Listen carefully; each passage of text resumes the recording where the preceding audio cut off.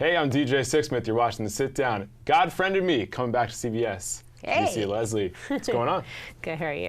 Thanks so much for coming in. Thank you for having me. You got it. How's life for you right now? It's been great. It's been really busy. We just finished Fashion Week. My show and my movie are airing the same weekend, so we're kind of like getting around doing film festivals for that, but also still filming God Friended Me throughout the week. So it's been very busy. What's the movie? The movie's called Always a Bridesmaid. It's written by Yvette Nicole Brown from Community, and then it's directed by Trey Haley, all part of Tridescent Studios. And it's a movie about, well, I'm like this girl who's always a bridesmaid, never a bride. The eternal bridesmaid? Yeah, so you kind of like watch me go on this journey to find love. It's a rom-com, so it's very funny but very beautiful. And it's kind of like one of those stories that I think is like, it can really be everyone's cup of tea. That's awesome. Yeah. And Yvette Nicole Brown is quite a woman to work with. She's amazing. She's incredible. Yeah. I mean, Communities was a great show, by the way. But there's a million things, and she's going through every different spectrum of, like, I mean, I'm watching Avengers, and I'm like, wait, is that Yvette Nicole Brown on Avengers? Like, yeah, I mean, it's pretty cool to see actors like that. They're just jumping into everything. Yeah. And like we were talking about off camera, the whole streaming thing. Like, you kind of have to do a little bit of everything. You at this do. point. You definitely do. And I mean, it's not even that you have to. It's like a playground for actors. Yeah. It's fun. It should never be something that you feel like you have to do. And it's fun that we now have choices, because there was a very long time where you kind of just had to take what you could get. Definitely. And I think that now we have this world where we get to really play. I was watching a master class, and one of the teachers was just saying that, like, now we can look at roles, and it could be a role originally made for a man, but if you read it and you feel like there's nothing that this has to be a man's part, you then just say, after you finish that scene in the audition, I don't know if you guys are interested, but like, I kind of saw that this role could be female as well. Do you mind if I, read or I give you what I have for that? And so just to be able to kind of like have fun with that, have fun with gender roles, have fun with ethnicities and things like that, I think that that's the point of being an actor. No question. And people always forget, in Shakespeare, there were no female actors. Right, yeah. So those were males playing every single part. Totally. Why can't we do it the opposite way? Why can't we just flip it around? I mean, we did it like that all the time. We're going to hold Shakespeare up. Why can't we just do something a little different? Exactly. So let's talk about God Friended Me. Yes, because yes. This was an awesome show. Watched the entire thing last year. You did? I did. Okay. I went to the Paley Center when you guys were there last year. Oh, awesome. Yeah. So Yeah. it turned out to be a really fun show. So Wait, were you doing interviews? I was doing You were at the end of the line. Yeah, that was I remember. That's so cool. There you go. Yeah, so that was a cool event. And yeah, like people come in for this stuff and you watch a couple shows, but I just kind of got hooked on this show. So what has it been like doing this for you? Okay, first of all, if you got hooked last season, you're going to literally be obsessed this season. Really? It's that good? Yeah, it's that good, but also I think that we kind of we played it safe last season. Right. You know what I mean? We discussed some of the issues and the things that our country is dealing with, like the things that you just know about, the things you may hear about on the news every day.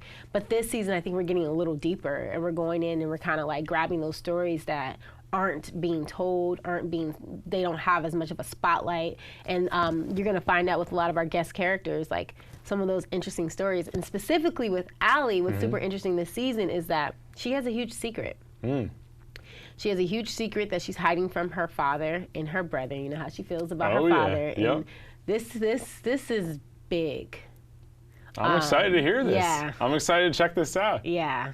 Because Allie is like low-key doing her thing the entire season. She's a very good girl. She is, yeah. And she has, the secret relationship for a while that she didn't tell Dad about. It wasn't a secret. The relationship wasn't a secret. Them moving in together was a secret. That's right, okay. So originally when the reveal came that Allie was lesbian, it wasn't supposed to be that the reveal was that she was a lesbian. The reveal was that she was living with her partner, and at the end of the day, like, her dad has already accepted who she is, but that's just like, that was a whole different thing. I want y'all to be married first. Like, do that the right way, you know? His version of the right way. Right. And it didn't matter if that was a man or woman, two women, like. Not when it comes to Arthur and his daughter. No, Arthur definitely was not feeling that. Yeah, he wasn't feeling that regardless. Like, that's his baby girl. She's not supposed to just be living with her partner.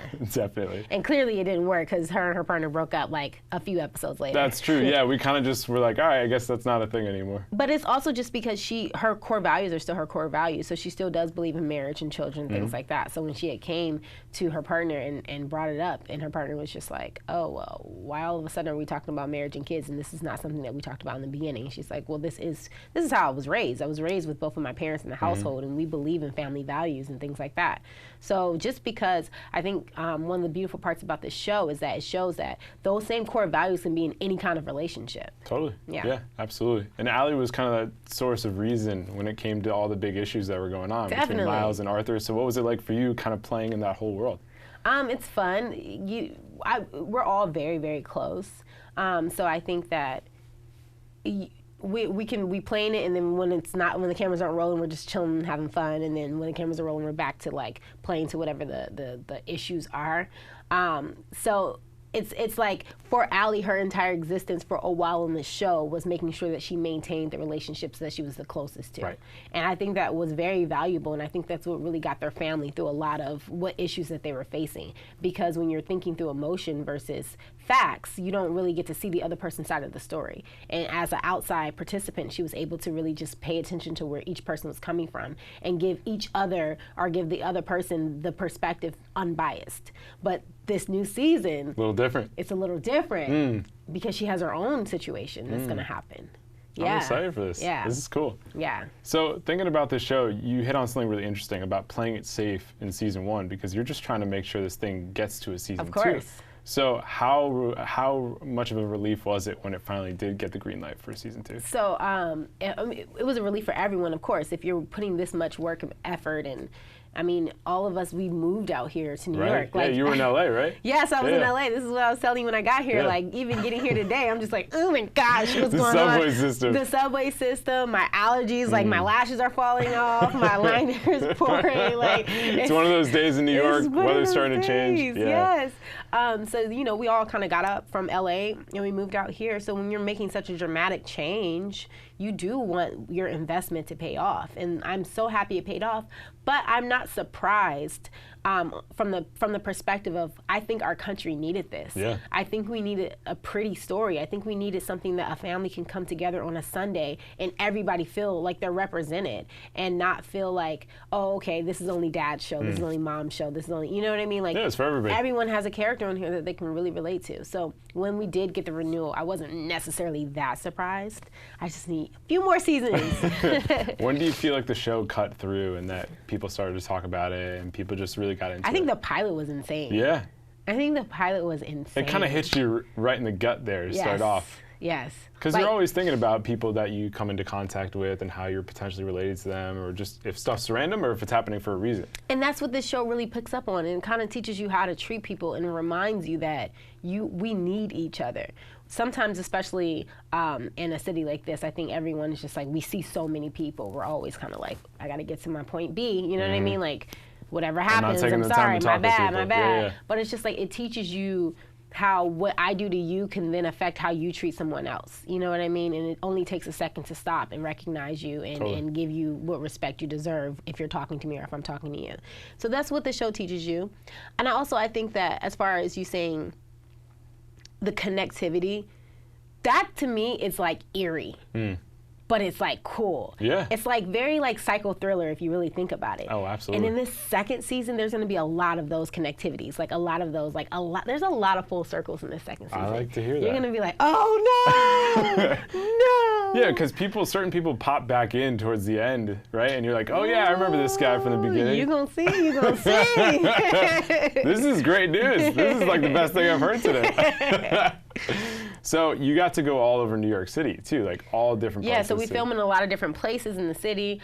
So that's another reason why I'm excited, because Allie's kind of just been behind the bar. So like even yesterday on set, we were in like the Lower East Side area that I had never even been in, where another church that we're filming at is at. And it was just kind of cool to just walk around and see a different part of New York. And I think that if it wasn't for this show, I wouldn't be able to experience New York the way I've been able to experience it. And it's such a character in the show. Oh, no question. It's a key character, yeah. So here's something that no one knows. When we shot the pilot, we had to put a fake train station because we needed we needed these two buildings to be close to each other in front of the train station. It was very important. So the people that put up our sets are just like amazing, and our set designers. And so this train station looks legit, except you can't go down. Like, it's just a sidewalk. Wow.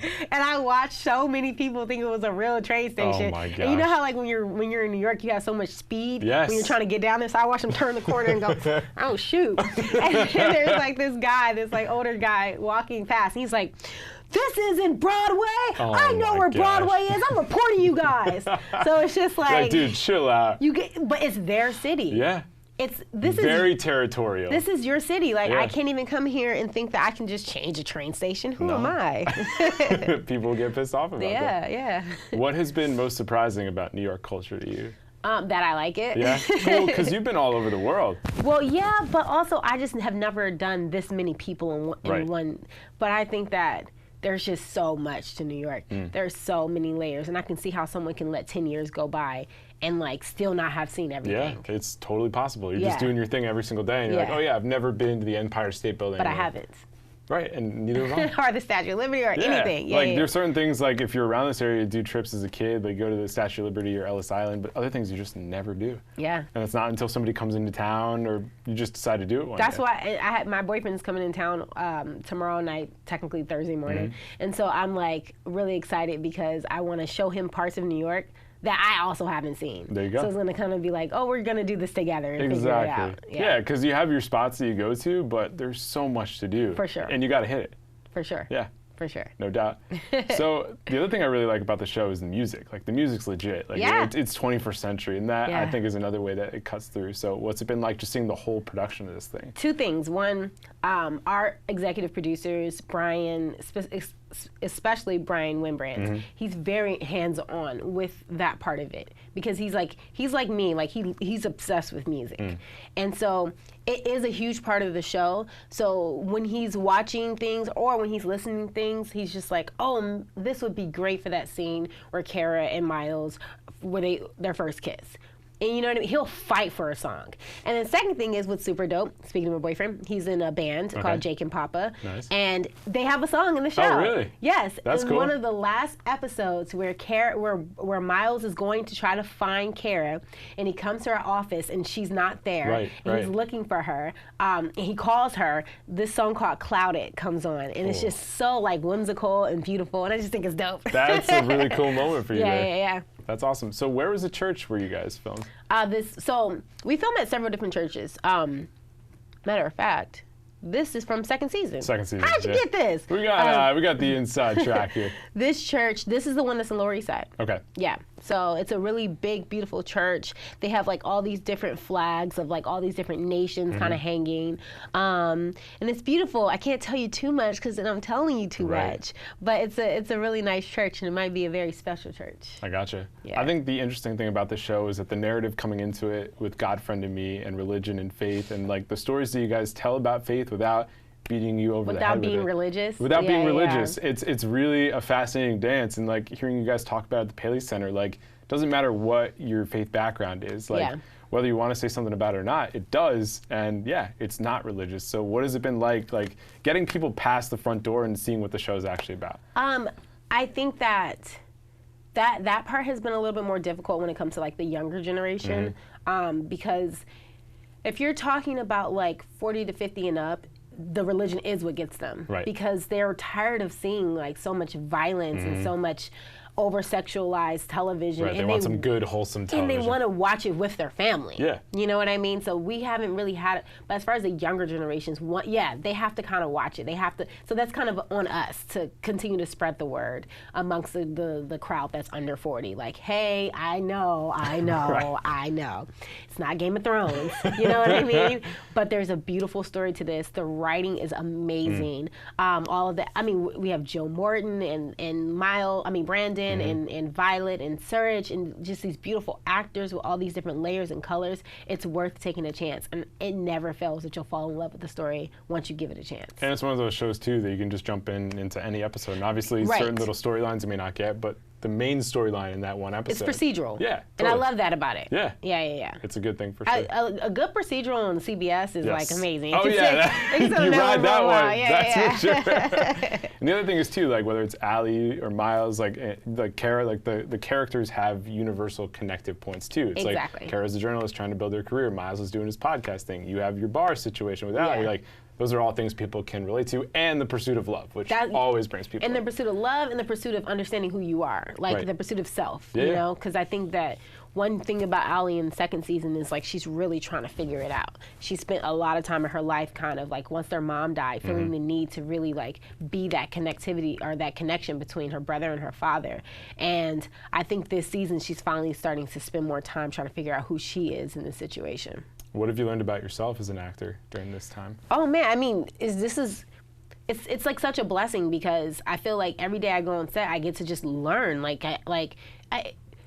It's the simple. Sometimes it's the basics, breathing and things like that. Sometimes it's like getting past things that you were not a fan of yourself. Like I wasn't a huge fan of my voice. And then after, it's on TV every week. I kind of got to get, you know what I mean? So it's like you get over hurdles, but then there's things that you kind of get under where it's just like, I didn't know I was doing that. And you learn how to kind of work on it. Or you're in scenes with dynamic actors like Joe Morton and you're kind of like, you're paying attention to how he takes on a scene or a line, and it's something that you admire, and it's something that you then kind of like, you don't take, but like you incorporate it in a certain kind of way in your art, you know what I mean? So it's just, as an actor, whenever you get the opportunity to be on a series, it definitely should be an opportunity for you to grow in your craft. If you're really focused and you're working hard and you know that this is just another step, then you have to use every step as a way to continue to grow. One of the things you talked about in the past is just gaining confidence in yourself as an actor. Like you've been on reads where you didn't really have it going that day and it didn't work out for you. So how do you just go about that and just give your best effort and also not deal with the BS? I did audition the other day. I was like, oh, that was bad. That was bad. I mean, it's like you never know how you're gonna wake up and do something. It comes and goes, and then like, how focused are you? But one thing I can tell you, there's never been a time where I have been insanely focused and dropped in, and I took the time and I spent time with the work, and I didn't put anything in front of it where I didn't feel like I did my best. You know what I mean? Yeah, like that's all you can ask whether for. I got it or not, that's a whole other story, and I'm okay with it. Yeah. But there has never been a time where I've given my all to something and didn't feel like I gave my best. So of course, when I know I didn't give my 100%, and You're I kicking didn't, yourself. like, you get mad at yourself, but you also can't expect anything from it. Like, Right. if it happens, that's great, Right. but it's just like, you didn't do your best. You know you could have did better. You know you could have done way more work. You could have spent way more time. You could have did way more meditation and breathing and really lived in it before you presented it, and you didn't. And so you have to kind of live with those consequences and learn from them. But as an actor, we're auditioning like All the time. all the time. So Yeah. you're always and constantly getting an opportunity to do your best. How much has it helped you to be on TV every single week and just having your face in front of people more? I don't know, because I'm in New York now, so it's like my auditions aren't they're not coming as often. So a little bit more limited. So since they're a little bit more limited, each one weighs a little bit more, I Yeah, guess. sure. So I don't know that. I don't know if the opportunity, I personally just don't know yet. I think that, you know, whenever the run has come, and I'm not rushing it, take your time, last as long as you want. But whenever that has gone and it's time for me to move on, then I'll be able to tell what effect it's had. I mean, I'm sure it's had some kind of effect. I think so. But I'm not in LA, so I Right, don't you know. can't see the full effect of that. No. What do you miss the most about LA? My friends, Yeah. that's it actually. Nothing else. That and quick access to healthy eating. Like I'm a vegan and I don't do gluten and all this other stuff, and it's just like out here that access isn't as easy, especially the gluten-free access. Yeah. You guys love your bagels, you love your bread, you love Yep. bread, and Yep. it's just like I have to kind of like, I'm always constantly trying to figure something out, and I don't want a salad every day. I mean, you know what I mean? Like Yeah, you all get day, tired every of day. it. You get tired of Yeah. that, and I feel like LA loves to have fun with vegan food. Oh yeah, they're all in on it. Yeah, definitely. Have you been to Roast here? Roast? No. It's like a chain. There's a couple of them here.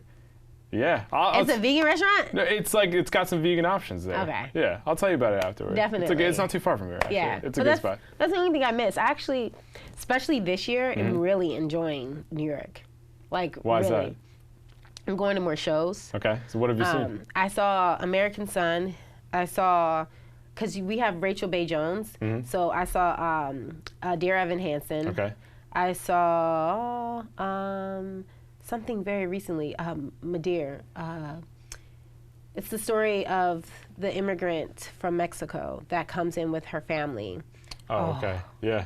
Well, this is a spot for theater. If you're a theater head, then you're in. A good play. And so yeah, I want to take this opportunity to get as much culture as possible. Totally. And like I'm also enjoying the fall. I'm from Maryland, so right. I so you have actually a season. like fall. Yeah, exactly. Jackets and boots and stuff like that. It's nice. The time right before the winter. Yeah, I'm good on that winter. Yeah, I don't need that winter. Definitely not. No. So you've given me a few little breadcrumbs here about what's to come in season 2. What are the big thoughts you want people to have when they check it out this year?